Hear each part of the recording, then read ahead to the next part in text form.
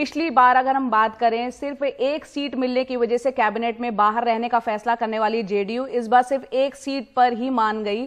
JDU कोटे से रामचंद्र प्रसाद सिंह यानी आरसीपी सिंह ने कल कैबिनेट मंत्री के तौर पर शपथ ली। पूर्व नौकरशाह रहे और नीतीश के वो करीबी भी माने जाते हैं आरसीपी सिंह, उनको स्टील मंत्रालय दिया गया।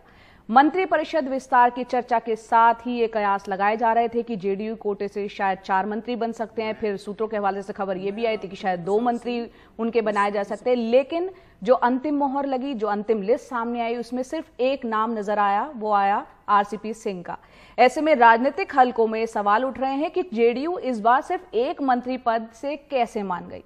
हालांकि विस्तार से पहले नीतीश कुमार ने साफ कर दिया था कि जो भी फैसला प्रधानमंत्री करेंगे उन्हें मंजूर होगा। अखिलेश हमारे साथ बने हुए हैं। अखिलेश, यहां पर कुछ बदले बदले से हालात जो है जेडीयू नीतीश कुमार के लिए लग रहे हैं। एक वक्त 2019 का भी हमने जिक्र किया।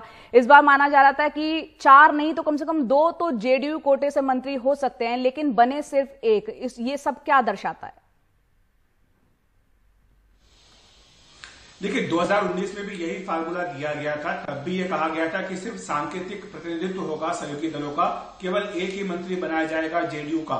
लेकिन तब इस बात पर नीतीश कुमार ने इनकार कर दिया था। उन्होंने कहा था कि हमारे अगर आप एक ही मंत्री बनाते हैं तो जाति समीकरण फिट नहीं बैठते हैं, और साथ ही हम जिन लोगों को नुमाइंदगी देना चाहते हैं वो नहीं दे पाएंगे, इसलिए हम मंत्रिमंडल का हिस्सा नहीं बनेंगे। और हम जानते हैं कि 2019 में दिल्ली आने के बावजूद और मंत्री शपथ ग्रहण समारोह में हिस्सा लेने के बावजूद उन्होंने अपना कोई मंत्री नहीं दिया था।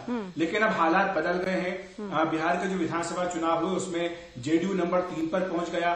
बीजेपी से आधी सीटें जेडीयू को मिली। इसके बावजूद बीजेपी ने नीतीश कुमार को मुख्यमंत्री बनाया, और परसों ही नीतीश कुमार के तेवर काफी ढीले पड़ गए थे। हालांकि यहां पर दिल्ली में यह कहा गया था उनके पार्टी के नेताओं की ओर से कि हम 4 से कम पर नहीं मानेंगे, लेकिन नीतीश कुमार ने स्पष्ट कर दिया था कि पीएम जो भी तय करेंगे वो माना जाएगा। और आरसीपी सिंह जो कि पार्टी के राष्ट्रीय अध्यक्ष हैं, वो काफी उत्सुक थे इस बात के लिए कि वो मंत्री बने।